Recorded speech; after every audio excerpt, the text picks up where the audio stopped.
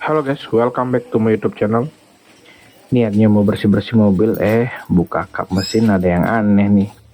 Di bagian soket solenoid VVT atau variable valve tuh nampak basah. Dan ketika dipegang ini adalah oli ya.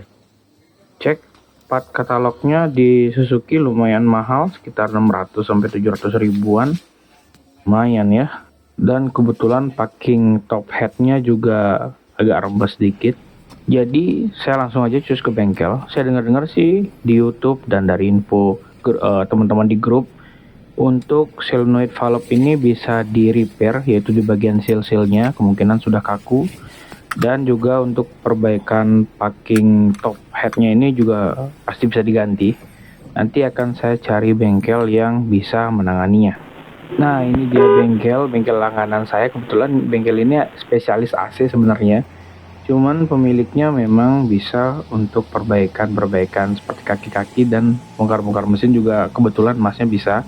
Dan bengkel ini adalah langganan saya. Kalau teman-teman yang berada di Bali, bengkel ini alamatnya di Jalan Ken Dedes ya. Tepatnya nanti nomor HP-nya saya cantumkan di deskripsi. Nah, sebelum ke sini sebaiknya teman-teman WA dulu Mas Agungnya yang punya bengkel. Kebetulan bengkelnya sering rame ya. Nah, karena rame itu tadi, akhirnya mobil saya tinggal. Mas Agung minta waktu sih 2 hari. Jadi saya tinggal mobilnya di sini. Nah, ini sudah hari kedua. Cek mobilnya sudah selesai. Bagian packing top headnya juga sudah diganti. Dan seal VVT valve-nya juga sudah diganti. Sudah kinclong ya, sudah tidak ada bocor lagi. Sebelumnya mohon maaf untuk video atau foto-foto dokumentasinya nggak ada karena kebetulan Mas Agung sibuk katanya, tidak sempat foto atau nggak sempat video sama sekali.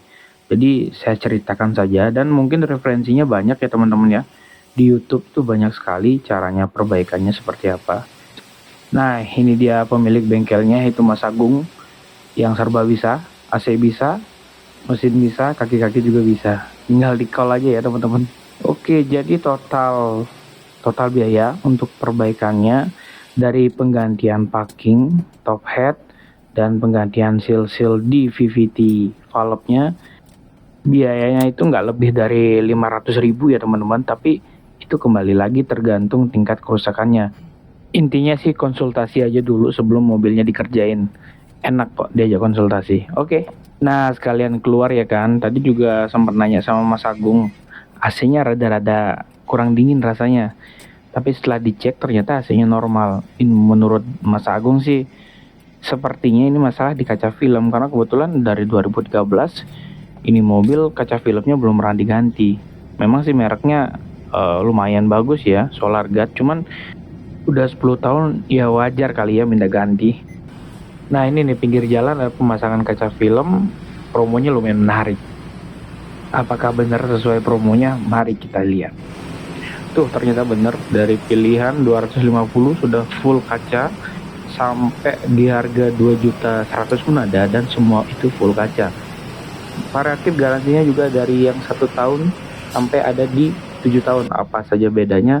Mari kita lihat. Pertama, ini kaca film yang harga paling murah yaitu 250.000 full kaca dengan tingkat kegelapan 80%. Kita tes menggunakan alat UV ini dari 3M. Dia kemampuan menolak panasnya hanya di 10%. Jadi UV yang masuk ke dalam kabin itu masih di angka 90%-an. Jadi menang gelap doang. Sejuk kagak. Ya sesuai harga kan.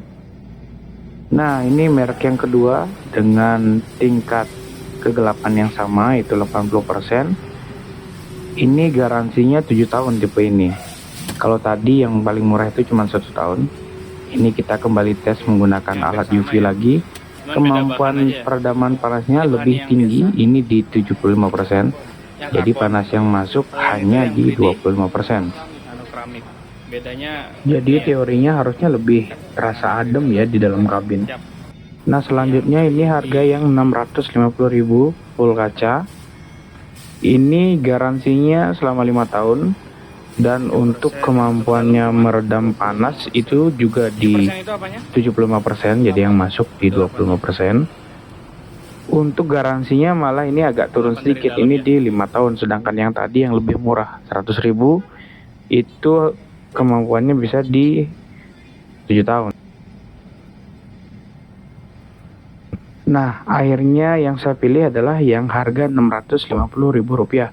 Meskipun dengan perbandingan harga 100.000, ternyata di kedua bahan ini yang sama-sama kemampuannya di 75%, yang harga 550 memiliki bahan karbon, yang 650 itu memiliki bahan nanokeramik. Bedanya adalah kemampuan dia, visibilitasnya dia dari dalam. Yang 650.000 itu lebih terang, kita nampak dari dalam. Sedangkan yang harga 550 itu lebih gelap, kita dari dalam. Hanya itu perbedaannya. Dari sisi kualitas menahan panasnya sama persis, tidak ada bedanya.